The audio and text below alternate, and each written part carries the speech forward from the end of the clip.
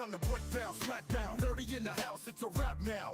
On the ones and twos, dropping facts now. We got a baddie in the night, y'all can feel me right. Who it gonna be? Who gon' take the prize? Award show for the best, award for the worst. Botch of the night, damn, that must have hurt. Breaking down everything you need to know. This the casual. What is up, casual community? I have a messy mashup for you guys in the bottom left corner. Confer with Lauren. Let me know who you think that is. Tonight's pound for pound women's rankings are number 1, Liv Morgan. Number 2, Nia Jax. Number 3, Rhea Ripley. Tiffany Stratton, Bianca Belair, Jade Cargill, Io Sky Bailey, Chelsea, and Naomi. On tonight's episode, we are going to talk about, has any WWE star really found success in AEW? We crown a new baddie of the night, and we break down what we saw on SmackDown. All that and more on tonight's episode of Casual Wrestling Live.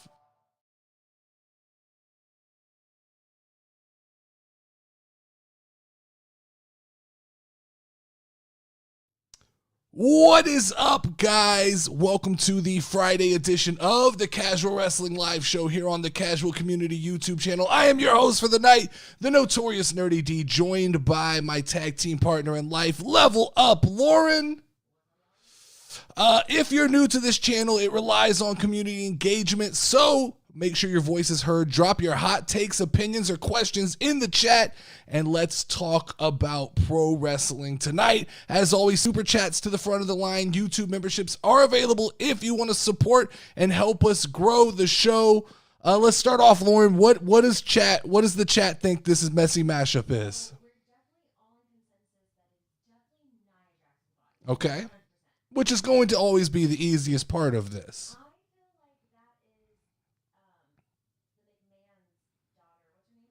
Stephanie?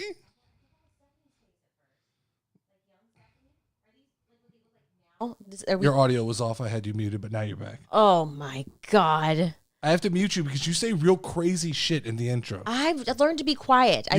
You'll talk through the intro. I'm quiet. What is it? She is on hush mode. I speak when I'm spoken to. It's not a lie, Sean. She's on hush mode because she says the real shit she says during like the intro is the shit that'll get us in trouble. Yeah. So what's the consensus? What's the messy mashup? I've had, like I said, I thought everybody knows that it's Nia's body. Okay. For sure. 100%. Okay. I thought that it was Vince McMahon's daughter's face. Okay. But I got vetoed. Yeah. And it looks like Ivy Nile. Okay. So is the face? Is this correct? That's correct. It is Nia Nile. That is our messy Nile. mashup today is Nia Nile. I don't think I know who Ivy Nile is. Yeah, you do. American made little pit bull girl. Oh my God. With the that little blonde-haired girl? Yeah. I did not see that. Messy mashup. Damn. She'd look way different with some hair. Yeah, definitely. You know? Definitely different. Now, is this a better look altogether than the original? Oh, I guess that's interesting. That's what I want to know. We Too Deep says he'd know Ivy Nile's fine ass anywhere. So from either aspect. Let's start off with my big question this week, which is, can anybody make me an argument that from a wrestling popularity standpoint and a happiness like in wrestling standpoint, that anybody who has gone from WWE to AEW is in a better place than if they were currently in WWE under the Triple H regime? That is my question. Is there? So we have to kind of look at the list. We start off by looking at like a Jon Moxley, like a Mercedes Moné, like an Adam Cole. Are any of these people better off in AEW than they would be in WWE? So I see We Too Deep saying Jon Moxley. Mm-hmm. I'm not sure. I don't know if Jon Moxley wouldn't have held out for Triple H if he wouldn't be in a better position, because this is all encompassing. When I talk about a popularity and a happiness point of view, what I'm talking about is right now AEW's in decline, right? So even being the face of AEW means you're the face of AEW, means that you're the face of a declining television show. That's not an argument to be made, okay? Mm-hmm. There's no argument to be made. If you look at weekly statistics, AEW's television ratings are consistently dropping. Now I think they're gonna even out around 600,000 a week, but So the argument is to be made, is it better to be mid-card or upper mid-card on a WWE show? Or is it better to be the main event of a show that, I mean, for the sake of argument, nobody's really watching?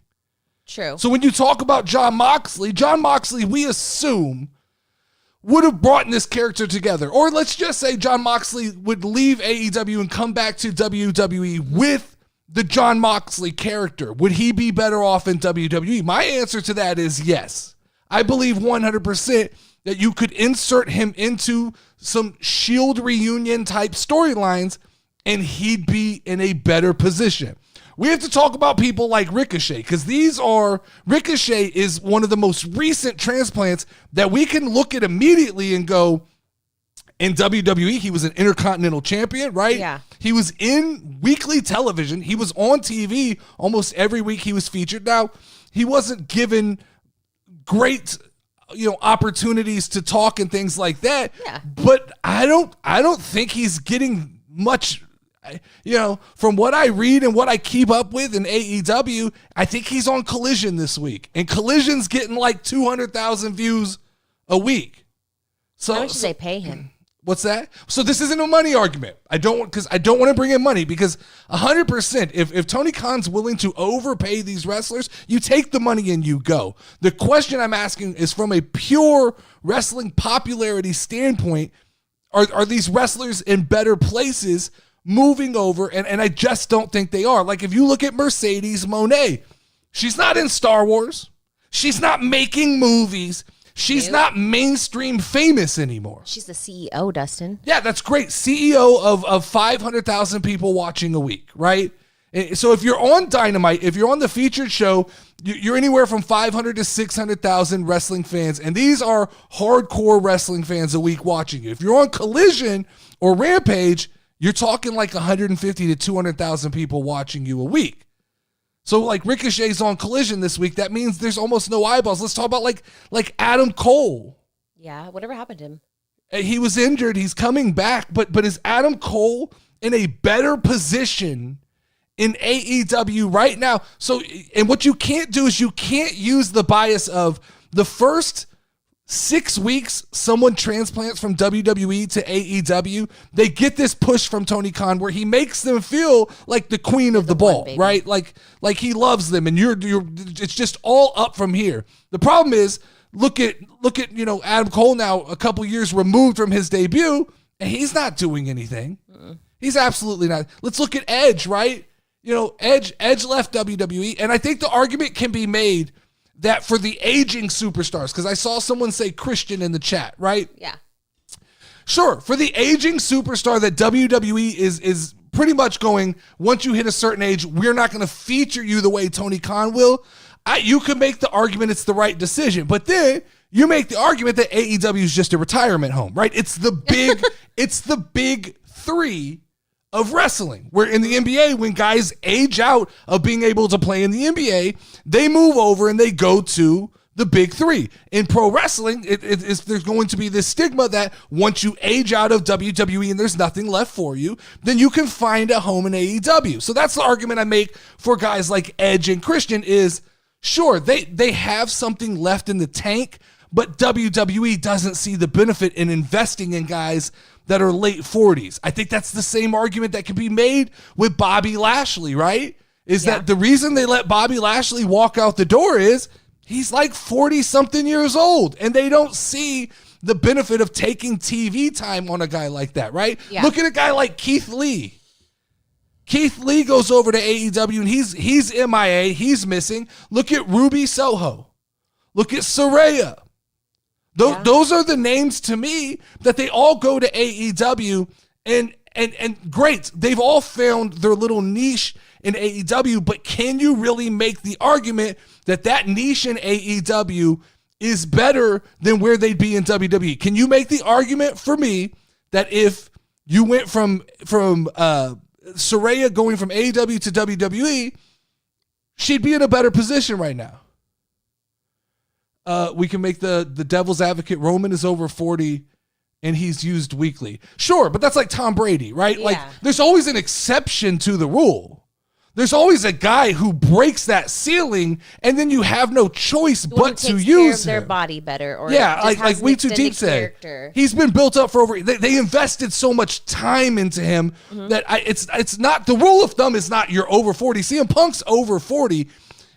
An over 40 guy has to understand his position in the company. And maybe a Bobby Lashley doesn't understand. Maybe a guy like Edge doesn't understand that you're now a mentor. These guys go to AEW and they feel like their career is rejuvenated because all of a sudden Tony Khan treats a 45-year-old investment or a 50-year-old investment like a guy who's in his 20s. And that's not great for long-term business. That's the argument I'd make there, is that Roman Reigns is the exception to the rule. But just like we saw John Cena pass the torch, we are in the age of Roman's going to be passing the torch soon. That's what this whole bloodline stuff is it's going to build the next wave of superstars and the Braun Breaker. So we are definitely on the tail end of the Roman Reigns situation. The question is like, can you make the argument that Ricochet's in a better place?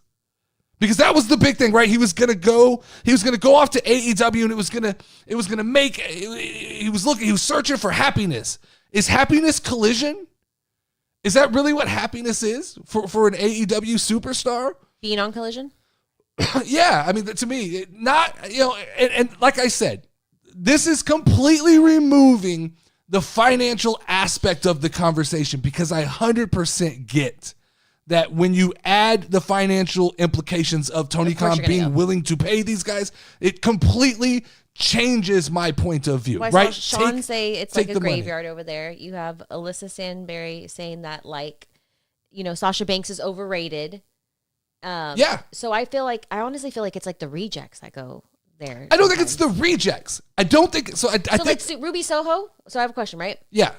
Will she ever become more than what she was in WWE? That's a weird one, because I don't think she was much in WWE. I think that she's an IWC darling that they tend to overhype, which the IWC does all the time. They get these certain wrestlers that they get behind. I didn't know who she was till she left. Exactly, and they give them this weird love, and then they come over to AEW and they all act like they're going to be great, and then what they realize is they don't fucking move tickets. And when you don't move tickets, I can't put you on TV every week. And you know how much I loved Sasha Banks.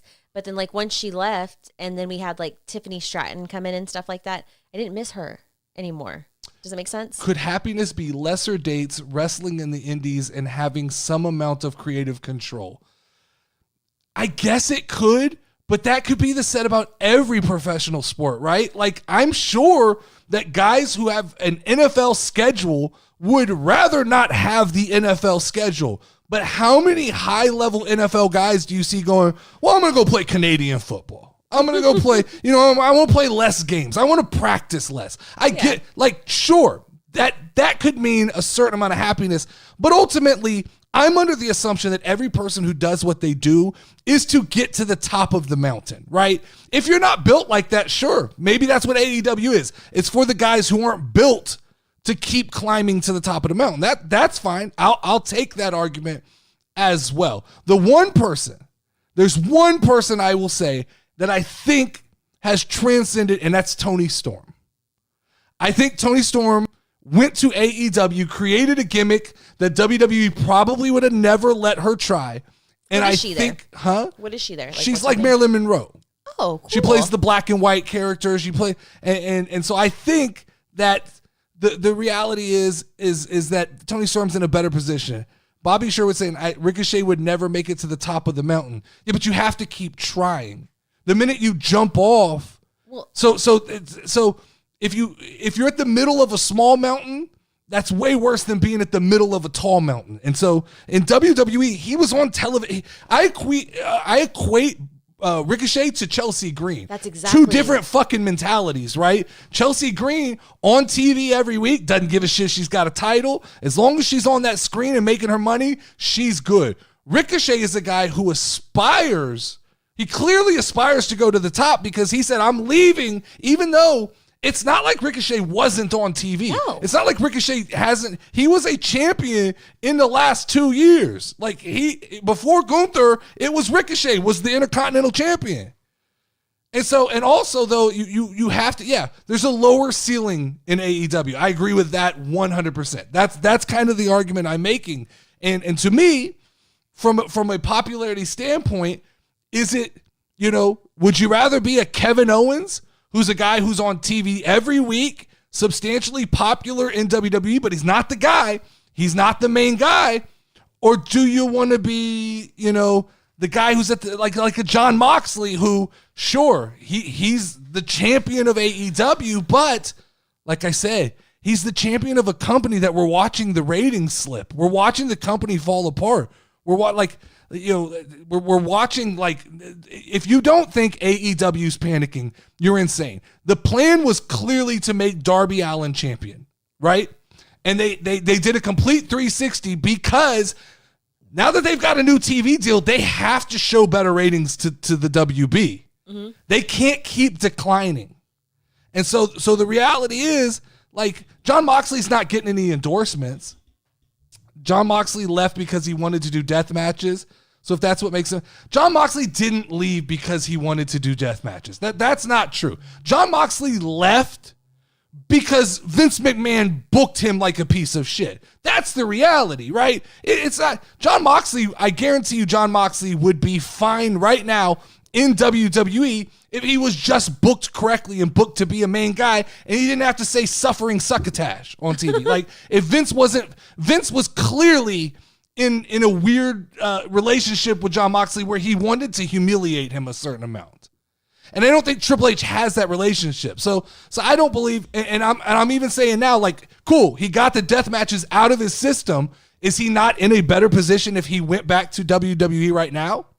If he could, if it didn't mean, I think with Moxley, it's like he doesn't want to put his tail between his legs and go back, right? He said so much and he's going to stick to those guns. But the reality is he would be in a better position. Moxley would be a top guy in WWE right now. There's no doubt about that. He wouldn't be the top guy, but he would be a top guy if he came back to WWE. That's the reality. And I know a lot of people don't like when I talk about the AEW ratings and stuff, but I have right here from October 18th of 2023 to the most current ratings of October 16th, you have, in 2023, in October, the ratings were 900,000 people watching every week, okay? That's almost a million with a 0.31.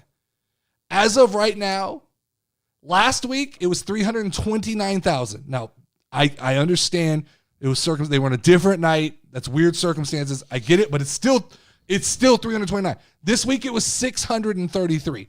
They're competing with NXT. They're not competing with main roster shit. So you have to be realistic. When you talk about Jon Moxley being champion, he's the equivalent of a Trick Williams. That's his comp right now. And I know IWC love to hype it up and make it feel like it's bigger than it is, but it's not. He is the equivalent of Trick Williams. Junkyard James says, I'm biased, but I think AEW is in a good space. Tony Khan can fund AEW for 20 years. That's bad business, though, James. Like, no businessman in their right mind would tell you to self-fund your company for 20 years.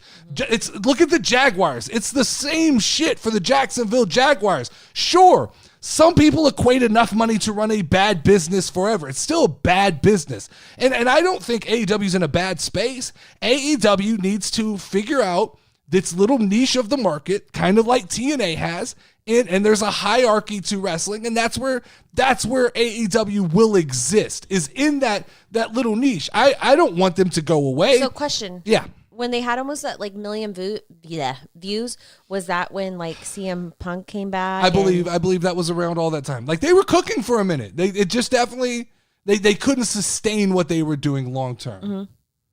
I don't understand why people always got to argue. Why not have both?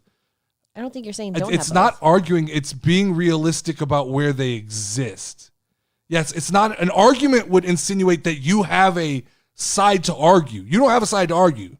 The reality is that, guys, I'm trying. The point I'm making is that being top dog in AEW, while IWC can glorify it and pretend like Jon Moxley's this superhero, he's just Trick Williams.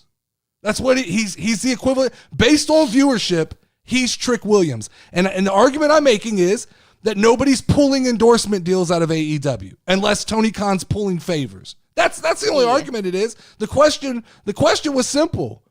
The question was, has anybody benefited from going from WWE to AEW? It's not an argument. I don't have to argue. What a match. Trick versus Mox. Could be fun. Swerve Strickland, James, I'll give you Swerve. I think Swerve is another one. I think Swerve and Tony Storm are the arguments I'll hear. So was Swerve Strickland? Yes, he was part of Hit Row. TNT or wait? He was WWE. Oh wait, he's the third one who left, right? Yeah, he left Hit Row. So yes, I will give you guys Swerve Strickland. I'll give you Swerve and I'll give you Tony Storm. But I think that the reality is all of these guys who jumped ship, like Miro, what was his name? Rusev. He's not in a better position. Look, he's all fucked up and hiding at home. And he's divorced now. Yeah. Really. But that was it. That's all on that. Let's see what Dylan Lasagna says. Unrelated to AEW, but also does a terrible job at locally promoting their weekly shows wherever they are. Yeah. Oh, unrelated, but AEW. Yeah. I mean, that they were in his area, I think is what he was saying. And he didn't even care. The problem is that Tony Khan is a wrestling fan with a lot of money. And that's great for other guys who are just hardcore wrestling fans. I am a fan of business. I run businesses. I run successful businesses. So I don't like to look at things as, I would hate to be in a business right now where my business is failing, but I just have so much money that I can keep playing business, right? The minute a business starts to fail, I'm looking for how to get out of that business and transition into something successful. I'm not going to ride the ship down like Tony Khan and go, Tony Khan's buying toys, right? He can buy toys. I like Tony's this guy. Toy box. I want to buy this guy. I want to buy this guy and play with this guy. And I'll play with this guy until I don't like him anymore. And that's what it looks like he's done with Ricochet. All right, let's talk about SmackDown.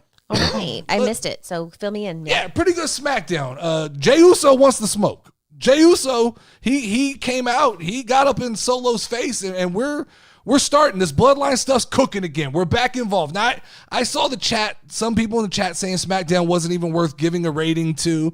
Some people saying it was a 3. I think that's an overreaction. I think SmackDown was a 5. It was an average, okay SmackDown. It was bookended by some fun at the beginning, bookended by some fun at the end.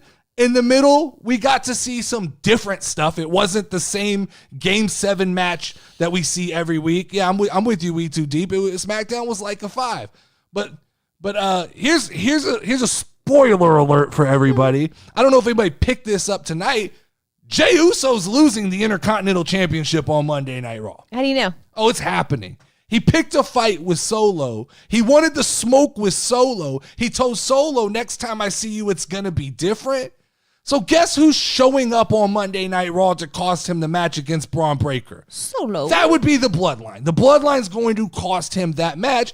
It all will be right on Monday Night Raw. Braun Breaker will be the Intercontinental Champion again. And Jey Uso will come to SmackDown where he belongs. It just makes sense. They're cooking again. SmackDown's back in business, Lauren. When Jey Uso and Roman Reigns, they're kind of going at it. You got Roman fighting with Solo. You got Jey telling Solo, I'll see you. You got Jimmy kind of playing the middleman. It's all getting good. It's all finally getting good. When are they going to mention The Rock's return? They're not. That's all going to happen at Survivor Series. I believe that at Survivor Series, that's when we're going to learn that Solo's not really in charge. That The Rock has been pulling the strings behind the scenes for the new bloodline. That Solo thinks he's in charge, but that The Rock is pulling the strings behind. I believe that's going. I still in my heart of hearts believe there's a chance that for Survivor Series, The Rock is on Team Roman. I believe we could get Roman, Rock, Jey, Jimmy, and maybe Sammy. I don't know how they break it, but I believe, and The Rock turns on Roman in that match. I believe we could get that. That's just a prediction. I don't know. Maybe I'm wrong. I'll tell you what, Lauren. It's almost impossible to dislike Pretty Deadly. They were in a tag team yeah. match tonight, and it feels like it's been forever since Pretty Deadly was in a match. It is hard to dislike Pretty Deadly, but they were in a tag team match with the Street Profits and DIY. If I told you, having not watched SmackDown tonight, that the Pretty Deadly was in a match with the Street Profits and DIY, who would you tell me should win that match? The Street Profits? The Street Profits, correct? But Pretty Deadly one? No. DIY one? DIY won again. They're boring. DIY won again. We're back to DIY. And it was the stupidest finish I've ever seen. And people in the Discord were trying to defend it. But sometimes, like, look, I'm a good person. I'm not a nice person. So I'm not going to be nice about this. That was a fucking stupid finish. It was absolutely, it didn't make sense. It made Montez Ford look stupid. Montez Ford pinned the wrong person. He's not dumb. Exactly. He pinned the guy who was not legal. You can't tell, like people say, in the heat of the moment, that happens. Nope, not to the greats. Not to the greats don't make, Kobe Bryant doesn't make that mistake. LeBron James would make that mistake, but Kobe Bryant doesn't make that mistake. Michael Jordan doesn't make that mistake. Like true guys on the come up don't make that mistake. Has he gotten bigger? Who's that? What's his name? Montez Ford. You say that every week. He just looks more muscular every time I see him. We got you. I'm with you. Got you. Cool. High five. Montez Ford's getting bigger. He's a big motherfucker. Real big. I'll tell you who's big. It's Dawkins. Dawkins ramrodded the shit out of somebody tonight. Damn. Nailed him. Who do you ramrod? I forgot who it was. I think it was someone from Pretty Deadly, but he tackled the shit out of him and slammed him into a wall. It did not look like it was wrestling. Why do you think that they like DIY so much? So here's why they like DIY so much. Okay, it became clearer later in the night what's happening. So later in the night, we got a match between I don't even remember who it was. Two teams in the new team, the Motor City Machine Guns, which everybody's been waiting for to debut. The Motor City Machine Guns are a team that were big. Someone said like in the 80s? early 80s, dude. They'd be like 70 years old. They were big early 2000s in TNA, and now that's kind of, I guess it's like a ceremonial debut in WWE. But they are, from what I can tell, they're generic white guys, okay? They're a little bit emo looking. Don't know. This is just first impression. They're a little bit emo looking. Look kind of like Chris Angel in the ring. Okay. And they look to be IWC guys. Lots of kicks, lots of flips, lots of bouncing around, pointing in the fucking stands, raising their hands, getting the crowd going. Yeah, they're a real excitable group, okay? So obviously, they won their match. So it became more apparent to me that Triple H is booking for the IWC here, and he's going to give them some IWC porn next week. He's going to give the IWC something to jerk off to. That's what this is. So the IWC is going to get DIY, Mr. Johnny Gargano, which is the IWC darling, versus the Motor City Machine Guns, and that's what we're doing. Because the reality is, here you go. What's Montez look? Big. He looks big, right? What's Dawkins look? Big? Way too big to be in the ring with a fucking Motor City Machine Guns in it for it to be believable. Are they like little Darby looking boys? They're bigger than Darby. Darby's 2'7", but bigger than Darby, but they have no business being in there with the Street Profits. Mm-hmm. And so I think I saw something online that it looked like the Street Profits are turning heel again, which I'm all for. Go ahead and let them turn heel again. Get the fucking tag team titles off of the Bloodline. And the tag team wrestling could be good. There's so many good tag teams in WWE right now. We could have good tag team wrestling. That's the reality. Sean says, not gonna lie, the tag team match should be a banger. It probably will be. I mean, it will be. It's gonna be flipping and spinning and lots of pointing in the crowd and cheerleading and shit and fucking spinning it up. Woo, woo, woo, woo, woo, shit like that. It'll be a lot of that. Johnny Gargano clapping. Get the crowd hyped up. That's what it's going to be. It'll be a lot of that. Can somebody please explain to me why Piper Niven ever dropped the name Doudrop? She's not more interesting now that she's Piper Niven. Like, she was more fun when she was like the big girl at the club. When like she had the fucking the snazzy music and shit like that. What is her thing now? Because like every time you tell me about her, she's like construction worker, a beekeeper. I think she's just the Halloween costume. Kind of like Chelsea's. Wait, it's not Chelsea's, right? Who is she?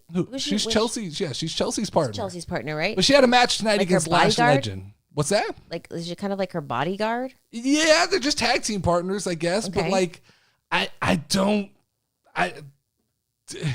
so Dylan Lasagna says Piper dropped Doudrop because of Triple H. Sure, that's great, but you got to explain to me why. Like, what was the reasoning? Because at least as Doudrop, like, I could bop my head along to the music. Piper Niven's completely pointless. She uses the Vader bomb, and it's the pipe bomb. I don't get it. What does that mean? Because she uses the Vader bomb as the pipe bomb. I don't know. Same reason Butch went back to being Pete Dunne. Triple H. Yeah, I guess Triple H just lets people go back to being boring. Maybe that's what it is. Same reason that Theory was sent back to being a boring character. Exactly. It doesn't make sense. Give me back his cell phone, Beatrice. I will yeah, Triple H is booking for the IWC. It does feel like that. Now, I will tell you something. Lash Legend, strong as shit. She's just picking up old Doudrop nice like lashes. Nothing. Hey, you're talking under me. I'm sorry. A lot. I feel excited. I want to know what happened. You go watch SmackDown. Go watch SmackDown. But no, like Lash Legend was just ragdolling Doudrop, just swinging her around.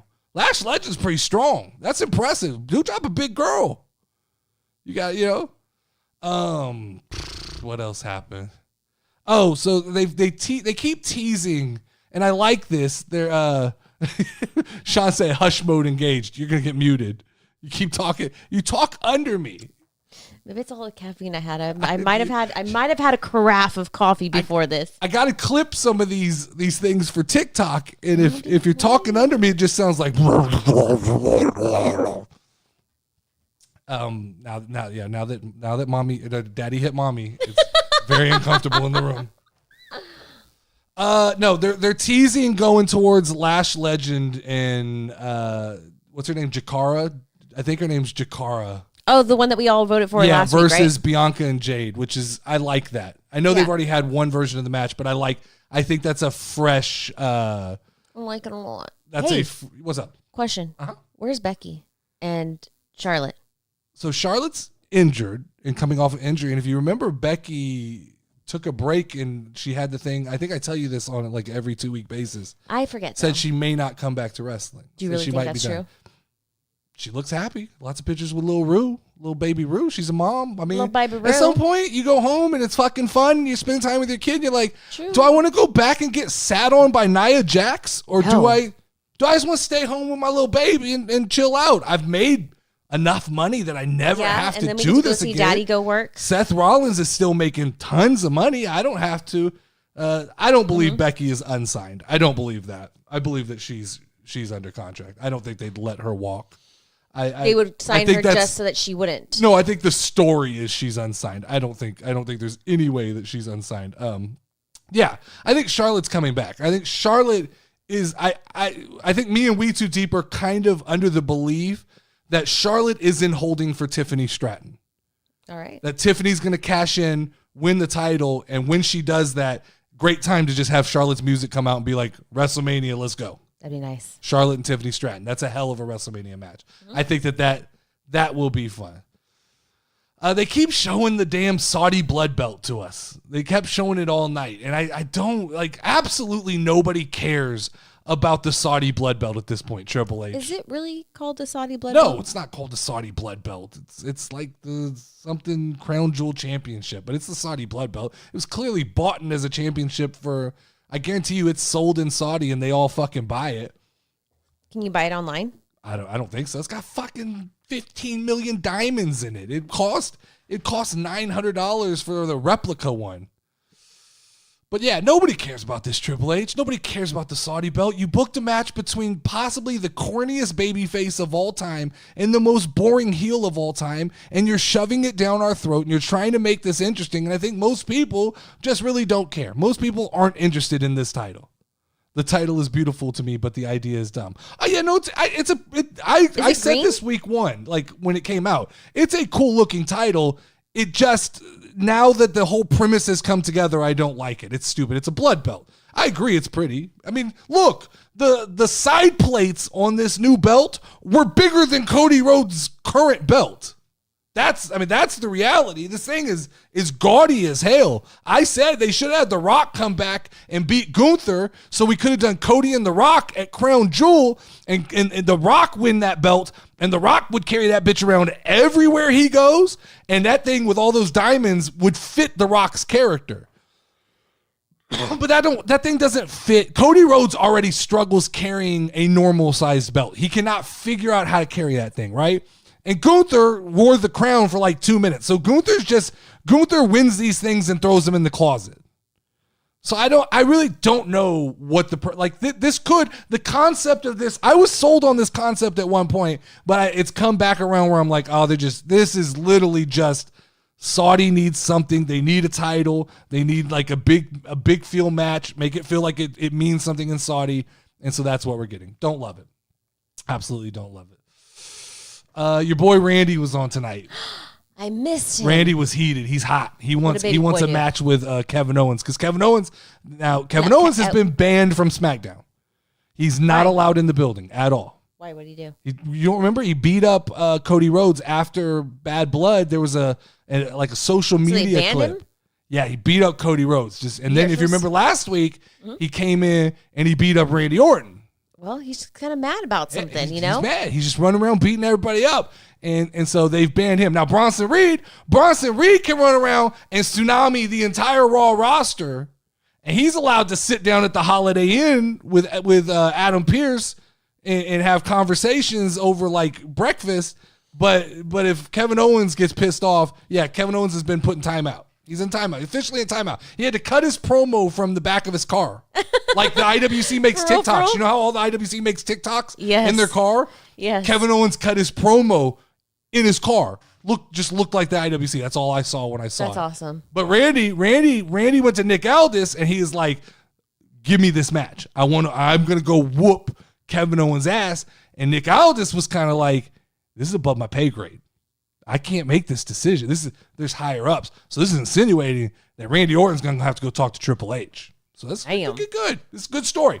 They're laying the seeds for something good here. I really like what they're doing there. Talked about the Motor City Machine Guns. We talked about the unofficial main event tonight, which was Nia Jax and Candice LeRae versus Naomi and Bayley in the shortest main event of all time, because Candace Owens was a heel back in April, so it makes sense that she would just randomly show back up and be Nia Jax's tag team partner. That's how wrestling works, guys. Definitely. That's the type of shit that happens. Okay, did you know that Candice LeRae was the Speed champion? No, nobody knew that shit because they don't let the. Here's my new rule. Okay, here we go. New rule for the casual community. Until the Speed Championship shows up on Monday Night Raw or Friday Night SmackDown, it's not canon. It doesn't exist in our universe, okay? It's like the weird Star Wars novels you used to could buy that would tell like the offbeat where like Luke Skywalker got married and had kids. Like these stories exist, they're just not canon. They're not part of the real storyline. So as far as I'm concerned, the Speed title's not canon. If Candice LeRae can't bring that fucking belt out to the ring, Elon Musk, come on, man. Let her have the belt. Let her take the belt on USA. It's not like you're not competing. It's Twitter and it's USA Network. Let them. If it's not on TV, it doesn't count. They keep trying to mention it, but I need to see the belt. I don't even really know what the women's one looks like. Does it look exactly like the men's? Yeah. Hey, I got this rare belt, but you can't see it. Exactly. I mean, it does. It's not canon. It's not canon. So we got this weird main event between them, and Candice LeRae ends up picking up the victory, which I guess now creates some kind of turmoil between Candice LeRae, Bayley, and Naomi, and then also kind of creates a weird tension between Candice LeRae and Nia Jax, which I think could turn into Tiffany Stratton being jealous because Tiffany Stratton couldn't get that pin. I don't know. It's just weird. We're just inserting people into these stories. Hopefully Tiffy cashes in and gets the fuck out of this story, and then these other people can just cluster fuck up however they like. That's what I'm thinking. Yes, sir. But that was SmackDown pretty much in a nutshell. Oh, LA Knight's special guest referee for Game 7 between Andrade and Carmelo Hayes. That's still going on. Because, the best use of possibly the best promo guy in your company is to make him a third party to a feud that absolutely means nothing to most people, instead of putting LA Knight in a situation where he go one-on-one and actually talk to somebody. That doesn't, hopefully, I'm hoping, but I mean, they've done so many weird, like Andrade losing to LA Knight, Carmelo losing to LA Knight, that whoever wins this match, if they get another title shot, I don't know that it has that much meaning to me. At least that's what I'm feeling. Mm-hmm. All right, Joe, we'll do some awards. Yes. All right, let's bring up the awards here. Okay, so I've got the awards on my phone. Most of the awards being submitted by, Sean and We Too Deep. They're really keeping this awards thing alive, and I appreciate it. That's a round of applause. I feel like everybody needs to step up and at least they got to send something one funny. award. Yeah, send one award. They killed it, though. Tonight, they brought... Nice. I'm excited. I'm trying to find my... I didn't get to watch, so I'm excited because I just want to know, So we'll start off with Dead Chef. He gave us the storyline of the night, Lauren. Okay. And the sizzling storyline of the night from Dead Chef is the Bloodline story, which, yes, hands down. I saw a little bit of that, yes. The beginning. If you're going to watch anything from SmackDown, watch the first 10 minutes where Jey Uso and Solo Sikoa had promos together, and then you saw the end with Roman. So that's definitely worth watching. Yes, sir. Okay, so We Too Deep hit us with a bunch of awards here tonight. We have the Slapping Meat Award, which is, this goes to the best big man moment of the night, and that's Dawkins running through Pretty Deadly, like I told you earlier. I mean, just clobbered the poor guy.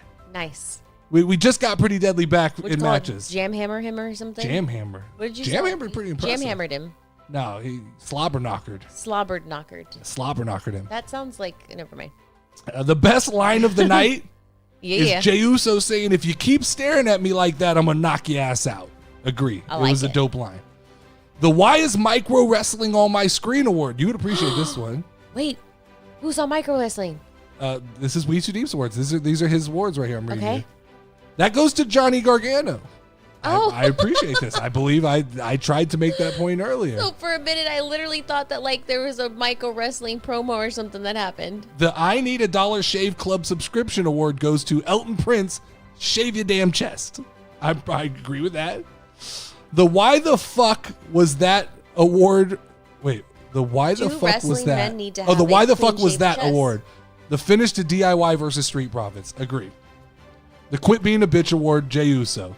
Jey Uso a little in his feelings to Roman Reigns. Roman reached out and said, "Hey man, we all kind of appreciate you. You should, come back to the family." Told him no. Is that thing a real championship award? Once again, the Women's Speed Championship. The Shut the Fuck Up award, 2 weeks in a row, I believe, is Cody Rhodes. And the most annoying commercial of the night was all of them, because it felt like every match had a commercial break. And I don't know about USA, they cut to commercials with no warning.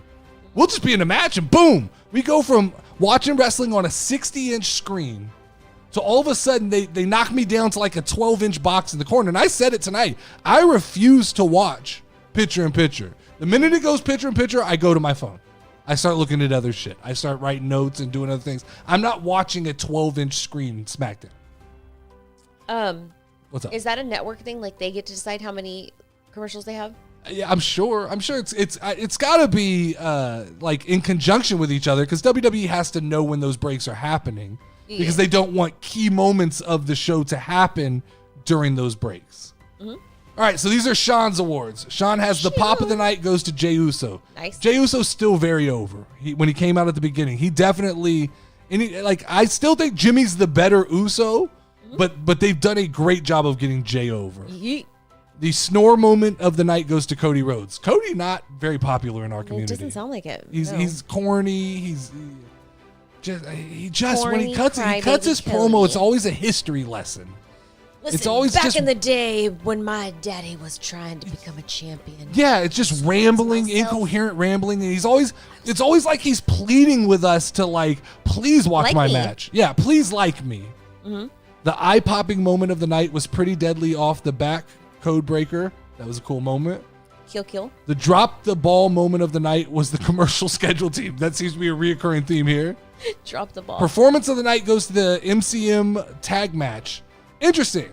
I don't know if I felt that way, but I have no preconceived idea of what the Motor City Machine Guns are. So to me, I just saw they might as well have been generic tag team.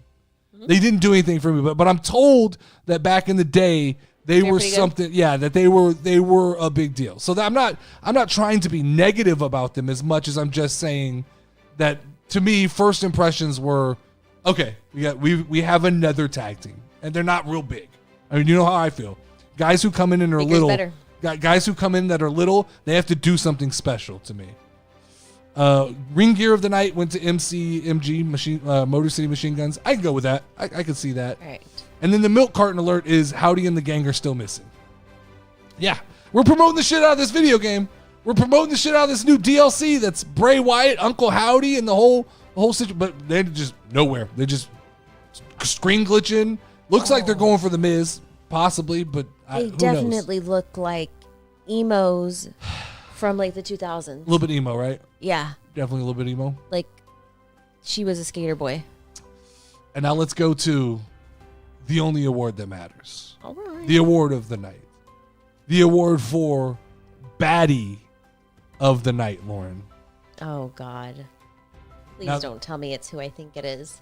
Now, at 5%, I appreciate the love on this one, guys. I appreciate the love of making a list. I didn't get to vote tonight. I was too busy getting everything ready. Oh, darn. At 5%, Elektra Lopez coming in. You know what? Showing up. She made it to the dance tonight. You know who voted for her? Did you? I did. Hell yeah, Lauren. That's what's up. High five to you over there. Thank you. You can speak again. Thank you. You can speak freely now. I like to thank you kindly, sir. With 18% of the vote, we have a two-way tie for second place. Oh, no. Indy Hartwell and Chelsea Green. Oh, God. Which means We Too Deep, all is right in the community again. You know what it is. It's when Wavy D's not around to sway the community. Wavy D likes to dig his little fingers into the minds of the community, and he tickles y'all's little fucking brains, and he convinces y'all that you need to vote in some weird, off, crazy side vote. All is right. Bianca Belair wins with 57% of the vote tonight. I feel like maybe did you there was a see her missed. though? No. She natural hair. Look, she's in the Discord. She wore natural hair? Yeah, she didn't have the braid tonight. Like she's looking. She had no braid? No, she's looking. Ooh. Look, Bobby, you could call us Wait, simps. she had no okay. braid? Grown ass men like women like Bianca Belair. You're calling for Pretty Deadly. You're calling for. You know what? Hold on. She didn't have any boobies. That's all right. That's all right. So is she kind of like a man then? Hey, no. Bobby's calling for Pretty Deadly to be in the list. So I'm not concerned. I'm okay. No, I'm okay. I'll simp out over Bianca Belair. Yeah, acknowledge the queen. What's her name tonight? Pretty Deadly are the true baddies. Was there any Tiffany Stratton tonight at all? No, Tiffany was not there. Okay. They said she was. The excuse was she was sick. I don't know if that's real. I don't know. Yeah, I mean, literally, they did she has the sniffles, is what Nia Jax said. Oh, okay. So the reason that Candice LeRae was in the match, it was originally supposed to be Nia and Tiffy versus Naomi and Bayley, but instead it was Candice stepping in and taking over. We Too Deep said anything more than a handful is a waste of titty. But is there even one? What? Oh, so yeah. We know. Is there even one? Yes, come on. Don't be disrespectful. Where is Wavy D when I need him? He's at the club or the bar. Club. I'm at the club. Before we get out of here, of that TikTok where it was like, what's up? In the club, we all family. What'd you say? In the club, we're all family. I have no clue what you're talking about. Exactly. I have zero. This is why I'm not allowed to talk, ladies and gentlemen. Now you know. I really have no idea. Is that a TikTok? Yes. Lauren, yeah, they say you're picking. What are y'all called? The regeneration, something like that. I don't know what y'all are called. Ludwig busted them guts. All right. We're getting inappropriate. All right, before we get out of here, let's talk about the casual wrestling fantasy league. Okay. Because this is still happening, and Who's winning? Who's winning? Fucking Snuggles. Really? Yeah, he's got this thing figured out. Great job, Snuggles. Snuggles has this thing figured out. Who's in second place? B Master. And then? Ben 10. I'm at the bottom, aren't I? We Too Deep is next with 228. So it goes. So Snuggles has 374 points. All right, just smashing everybody. Okay. Mm-hmm. Next is B Master at 240. So we're talking over 100-point gap here at the first spot. We're all playing for second. And remember, mind you, Snuggles was season 1's champion. Yeah. So he's murdering us. He knows what okay. to do. He's got Number it. 3 is Ben 10 with 230. We Too Deep has 228. So he's trailing right there. Live and Let Live has 210 points. Mm-hmm. Then Mike has 199. Then it's me in 7th place with 179. That means at 179, I am 200 points behind. Well, where am I at? Like at the very bottom? Cybeast has 178. Wavy D has 156, which, by the way, Wavy D talking a lot of shit in fantasy football. Hey, bro, fantasy wrestling, you're towards the bottom. Number 10, Oshido Bonds, 111 points. Number 11, Witters with 105 points. Or no, 11's Bum-Ass Corbin, 105. Number 12 is Witters with 84 points. Number 13 is Level Up Lauren with 73 points. Whoop, whoop. And number 14 is the Scottish Warriors with 35 points. I'm one away from last place. Yeah. Oh, yeah. Pathetic. A commanding lead, though, over last place. So if you look, though, you can see the recent trades. Yeah. Snuggles is all over this thing. I didn't know that we could trade. Oh, he's moving talent. He picking up Kairi Sane. He dropped Eric, picked up Tamatonga, drops Naomi, picks up Kairi Sane, drops Tamatonga, picks up Eric, Nikki Cross, Naomi. He's moving people around. I have not garnered that kind of strategy yet. The Witters is making a couple moves. Ben 10's making a couple moves. But if you look at the last 7 transactions, they're Snuggles putting together a dream team. Lawrence out in Kevin Owens' car. Snuggles is sitting on the website every day. Snuggles is on it, man. He wants to be a 2-time. We had to recognize him as the tribal chief of fantasy wrestling the first time. This runs through December 14th. So there's time. We could turn this thing around. I feel like you just got to stay with your team and you just hope He's for the best. He's got Tamatonga and Naomi. How do we let this happen? Tamatonga has 145 points. Who saw that coming? Happen? You would think like Jey Uso, B-Master with Jey Uso. You never know. It's like always what you think it's not. I'm counting on Braun Breaker picking back up the IC title, and we're going to make a run. Maybe not for first, but we're going to get in that top 3 this year. We should get it. When's the next season? I'd like to get in on this. The next season this ends December 14th, and then we'll revamp and see who doesn't want to play and who wants to play, and we'll start a new season. So December 14th. There'll be a new season. Mm-hmm. But that's it. That's all I got. Thanks for hanging out tonight. Thanks for watching Casual Wrestling Live. As always, you're invited to next week's shows. We have Casual Wrestling Live, the Monday edition after Raw. We have the Mike and D Casual Sports Show on Tuesday, the Nerdy D Pod on Wednesday, and then on Friday, again, another edition of Casual Wrestling Live. That's all we got. The party never stops. Join the Discord. Like, share, and comment on this video. And if you guys can do me a favor, we've broken the channels down into, there's a sports channel, there's and I'll post these in the Discord. There's a sports channel, there's like a comedy channel for the Nerdy D-Pod, and there's a wrestling channel. If you guys can just, when the videos pop up, just like them. Don't rewatch because you're all hanging out here. It's all the same shit. But if you could just hit the like so that they can get into the algorithm and we can kind of get those channels.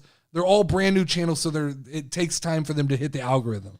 So if you guys could do that, we would appreciate that. But for now, that's all we got. Party never stops in the Discord. Like, share, and comment. Lauren, ring the final bell. Ding, ding, ding, ding, ding.